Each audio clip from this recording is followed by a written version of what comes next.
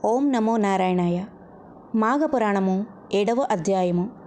లోబికి కలిగిన మాఘమాస స్నానఫలము.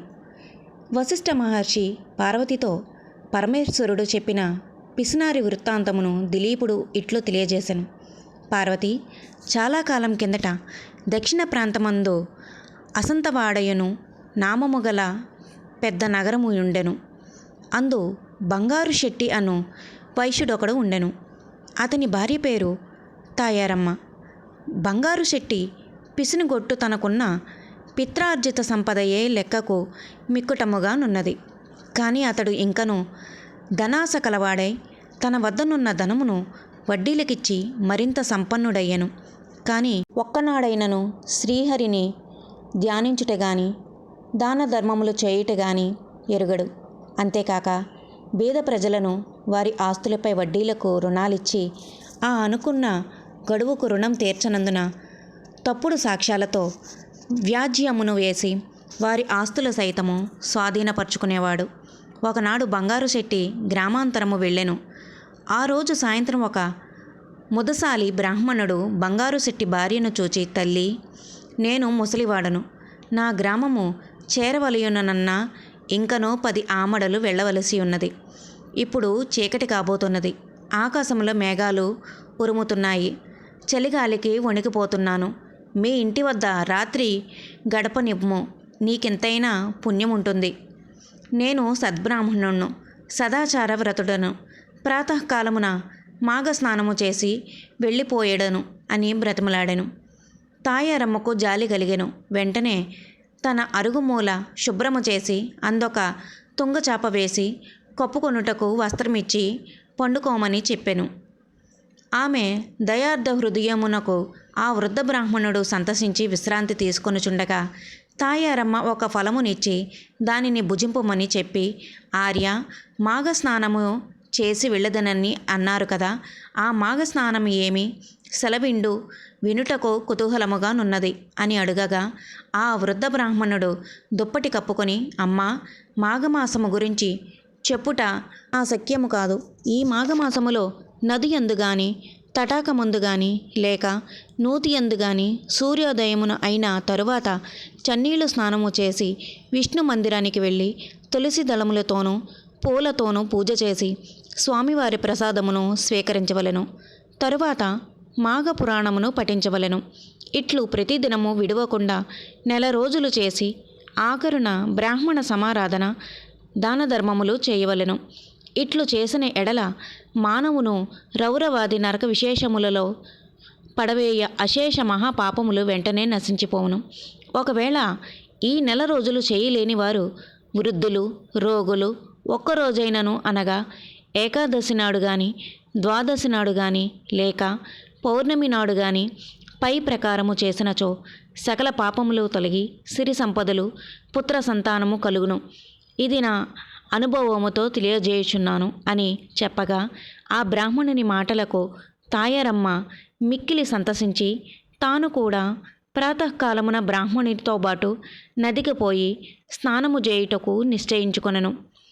అంతలో పూరుగోరికి వెళ్ళిన తన భర్తయ్యగు బంగారు శెట్టి ఇంటికి రాగా ఆమె అతనికి మాఘమాసము గురించి చెప్పి తాను తెల్లవారుజామున స్నానమునకు పోదునని తెలియజేశను. భార్య చెప్పిన మాటలకు బంగారు శెట్టికి కోపము వచ్చి వంటి నిండా మంటలు బయలుదేరినట్లుగా పళ్ళు పటపటా కొరికి, ఓసి వెరిదానా, ఎవరు చెప్పినారే నీకీ సంగతి? మాఘమాసమేమిటి, స్నానమేమిటి, వ్రతము దానములేమిటి? నీకేమైనా పిచ్చి పట్టినదా? చాలు చాలు, అధిక ప్రసంగము చేసినచో నోరు నొక్కి వేయుదును. డబ్బును సంపాదించుటలో పంచప్రాణములు పోవుచున్నవి. ఎవరికిని ఒక్క పైసా కూడా వదలకుండా వడ్డీలు వసూలు చేస్తూ కూడబెట్టిన ధనమును దానము చేయుదువా? చలిలో చన్నీళ్లు స్నానము చేసి పూజలు చేసి దానములు చేస్తే ఒళ్ళు ఇల్లు గుల్లై నెత్తిపైన చెంగు వేసుకుని భిక్షాందేహి అని అనవలసినదే. జాగ్రత్త, వెళ్ళి పడుకో అని కోపంగా కసిరాడు. ఆ రాత్రి తాయారమ్మకు నిద్ర పట్టలేదు. ఎప్పుడు తెల్లవారునా, ఎప్పుడు నదికి వెళ్ళి స్నానము చేతునా అని ఆతృతగా ఉన్నది. కొన్ని గడియలకు తెల్లవారినది.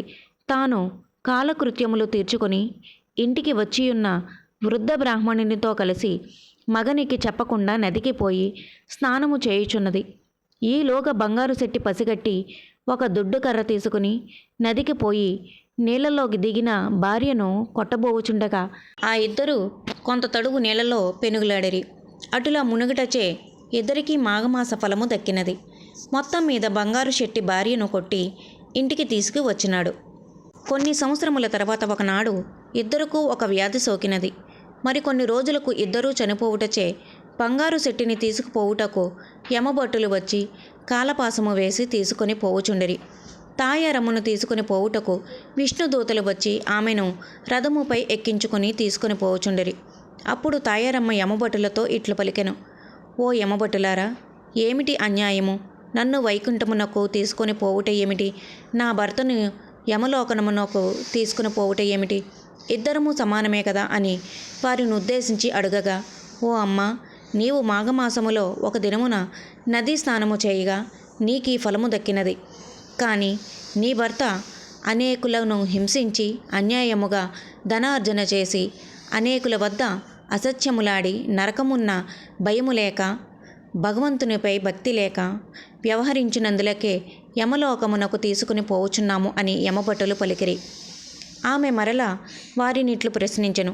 నేను ఒకే దినమున స్నానము చేసినందున పుణ్యఫలము కలిగినప్పుడు నన్ను కొట్టుచు నాతో నా భర్త కూడా నీట మునిగినాడు కదా, శిక్షించుటలో ఇంత వ్యత్యాసం ఎలా కలిగెను అని అనగా ఆ యమభటులకు సంశయము కలిగి ఏమీయూ తోచక చిత్రగుప్తుని వద్దకు వెళ్ళి జరిగిన సంగతిని ఆమె వేసిన ప్రశ్నను తెలియజేసిరి. చిత్రగుప్తుడు వారి పాపపుణ్యములు పట్టిక చూడగా ఇద్దరుకు సమానమైన పుణ్యఫలము వ్రాసియున్నది. జరిగిన పొరపాటునకు చిత్రగుప్తుడు విచారించి బంగారు శెట్టిని కూడా వైకుంఠమునకు తీసుకుని పొమ్మని విష్ణుదూతలతో చెప్పెను. విష్ణులోకమునకు ముందు వెళ్ళియున్న తాయారమ్మ తన భర్త గతి ఏమయ్యనో అని ఆతృతతో ఉండగా బంగారు శెట్టి పుష్పక విమానం మీద తెచ్చి వైకుంఠంలో విడిచిరి. భార్యాభర్తలిద్దరూ మిక్కిలి సంతసముందిరి. రాజా వింటివా? భార్య వలన భర్తకు కూడా ఎటుల మోక్షము కలిగెనో, భర్త దుర్మార్గుడై పిసినుగొట్టుగా వ్యవహరించినను భార్య యథాలాపముగా ఒక్కరోజు మాఘస్నాన ఫలము చేసినందున ఇద్దరికిని వైకుంఠ ప్రాప్తి కలిగినదిగా. కనుక మాఘస్నానము 9 రోజులు చేసినచో మరింత మోక్షదాయక మగునట్లో సందేహం లేదు. మాఘపురాణము 7వ అధ్యాయం సంపూర్ణం.